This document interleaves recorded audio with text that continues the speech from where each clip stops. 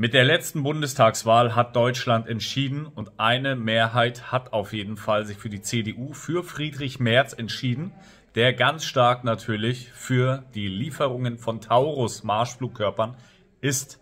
Und dementsprechend der russische Präsident Wladimir Putin davon nicht unbedingt begeistert ist und er warnt natürlich Deutschland vor diesen Einsatz, denn es geht nicht nur um die deutsch-russische wirtschaftliche Beziehung, sondern einfach um viel mehr. Und auch am Ende des Videos werde ich nochmal Friedrich Merz einblenden zu den ersten fatalen Aussagen, die er getroffen hat.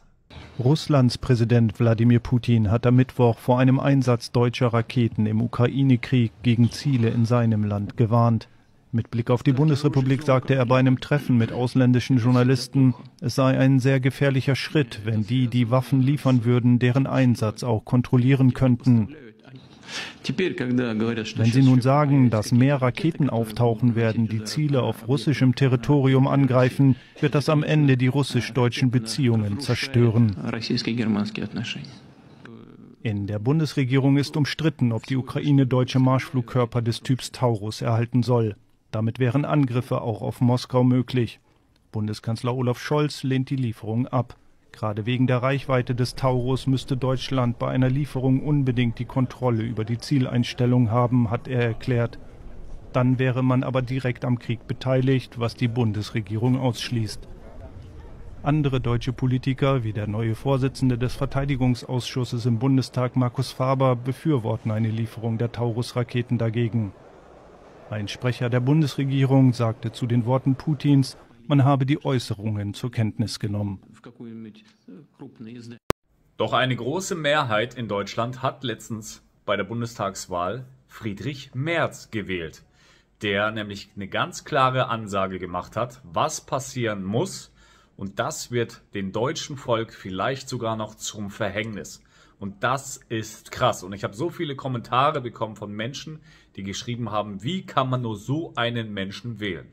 Auf der anderen Seite sagen die anderen natürlich, wie kann man denn die AfD wählen oder die Grünen oder sonst irgendwen? Das ist natürlich auch immer alles zu hinterfragen. Ganz klar, wir werden nie auf einen Nenner anscheinend kommen. Aber es geht ja hier um die Sicherheit des deutschen Volkes, der Bevölkerung in Deutschland. Und natürlich ist es immer schlecht, wenn Krieg herrscht auf der Welt. Aber wir haben jetzt die große Problematik, immer mehr in das Kriegsgeschehen einsteigen zu können durch so eine Aussagen von Friedrich Merz. Und wenn du es vergessen hast, hier kommt nochmal der Einspieler, was er genau fordert. Und wenn Putin das nicht akzeptiert,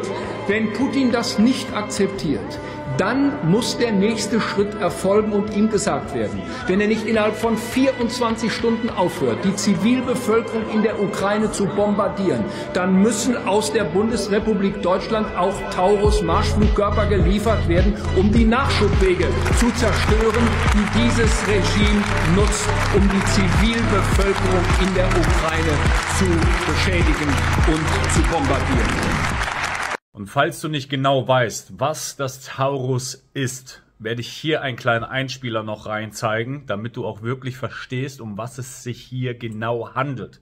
Und am Ende des Videos möchte ich, dass du auch gerne mal das anschaust, was denn Friedrich Merz direkt einen Tag, nachdem er gewählt worden ist, zum zukünftigen Bundeskanzler gesagt hat, in Bezug auf genau das, wenn er nicht aufhört, Bomben und sonst was zu schmeißen auf eine Bevölkerung. Fügt er aber hinzu, dass es bei israelischen Ministerpräsidenten was ganz anderes ist und dass diese auch geschützt werden müssen. Der Taurus gehört zum modernsten, was die Bundeswehr an Waffensystemen zu bieten hat. Ein Marschflugkörper rund 5 Meter lang und 1500 Kilogramm schwer, ausgestattet mit einem eigenen Triebwerk und 4 voneinander unabhängigen Navigationssystemen, Kostenpunkt rund 1 Million Euro pro Stück. Was ihn von anderen Systemen unterscheidet und weshalb ihn die Ukraine unbedingt haben möchte, ist unter anderem seine Reichweite. Die liegt laut deutsch-schwedischem Hersteller bei mehr als 500 Kilometern.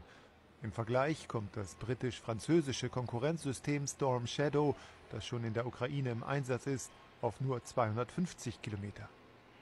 Die Ukraine könnte also mit Taurus-Marschflugkörpern hier bei einem Test der südkoreanischen Luftwaffe problemlos russisches Staatsgebiet erreichen worin Experten die Gefahr einer weiteren Eskalation des Krieges sehen. Diskutiert wurde deshalb, das Waffensystem so umzuprogrammieren, dass seine Reichweite eingeschränkt wird. Wie schon bei den Panzern und Kampfjets stellt sich auch beim Taurus ein nicht unerhebliches Problem. Die Ukrainer kennen das westliche System nicht und es muss unter Umständen für deren Flugzeuge modifiziert werden. Es reicht ja nicht einfach aus, die Maschinen oder die Bewaffnung wie Taurus dorthin zu schicken. Dazu müssen ja dann auch jede Menge von Spezialisten, Technikern ausgebildet werden, die das tagtägliche Handling da vor Ort auf die Reihe bekommen. Taurus ist für die gegnerische Flugabwehr nur schwer auszumachen. Das System kann feindliches Radar mit 1100 Stundenkilometern in weniger als 50 Metern Höhe unterfliegen. Taurus Marschflugkörper haben mit ihrem 480 Kilogramm schweren Hauptsprengkopfsystem angeblich eine so hohe Durchschlagskraft, dass sie selbst Bunkeranlagen zerstören können.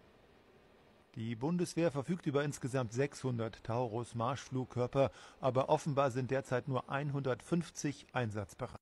Also ich denke, dass die Kriegsgefahr innerhalb Deutschland natürlich auch steigen könnte, wenn so ein heftiges Kriegsgerät in den Osten verlagert werden sollte. Und wenn man sogar nur 600 eigene Flugkörper davon hat und nur 150 davon einsatzbereit sind und man gibt davon welche ab, dann ist das auf jeden Fall viel zu viel, was man abgibt. Und man muss immer sich an die eigene Nase fassen und sein eigenes Land schützen. Ich würde gerne mal wissen, was so ein Donald Trump eigentlich dazu sagt. Möchte aber jetzt, wie vorher angesprochen, auf das Video drauf eingehen, was ich auch gestern Abend gepostet habe. Schau dir das ganze Video gerne auch am Ende hier, was ich verlinke, nochmal an. Herr Merz, Sie haben gestern Abend mit Herrn Netanyahu telefoniert und können Sie das bestätigen, schon nach Deutschland eingeladen, und wie wollen Sie sicherstellen, dass er hier nicht aufgrund des Haftbefehls Internationalen Strafgerichtshofs in Deutschland verhaftet wird? Wie wollen Sie das sicherstellen? Danke. Wir haben in der Tat gestern Abend telefoniert. Er hat mich angerufen, mir gratuliert. Sie wissen, dass wir uns gut kennen. Und ich habe ihm auch gesagt, dass wir uns bald sehen sollten nach der Regierungsbildung. Und für den Fall, dass er einen Deutschlandbesuch plant, habe ich ihm auch zugesagt, dass wir Mittel und Wege finden werden, dass er Deutschland besuchen kann und auch wieder verlassen kann, ohne dass er in Deutschland festgenommen worden ist. Ich halte es für eine ganz abwegige Vorstellung, dass ein israelischer Ministerpräsident die Bundesrepublik Deutschland nicht besuchen kann. Der wird Deutschland besuchen können. Herr Friedrich Merz findet also Mittel und Wege, einen international gesuchten Verbrecher, muss man ja sagen, zu schützen, zu decken, und dass dieser Mann rein und rauslaufen kann, wie er anscheinend will. Und das finde ich einfach krass. Wo gibt's denn sowas? Wenn sowas schon läuft, dann will ich gar nicht wissen, was in Deutschland oder auf der Welt denn noch so abgeht. Diejenigen, die mir schon länger folgen, auch auf anderen Plattformen, die wissen natürlich, wovon ich rede. Es ist krass. Und hier aber, ich drehe die Kamera, schreib unbedingt rein, was du auch dazu sagst, und ich kann es nur noch mal wiederholen. Das muss geteilt werden, das muss die Welt sehen. Unglaublich. Und ich werde jetzt die Kamera drehen und hier direkt noch mal ganz kurz dazu was sagen. Und dann gehen wir in das erste Wahlversprechen, was gebrochen worden ist. Also es ist wirklich, es reißt nicht ab. Es wird spannend hier, es wird spannend. Also gegen den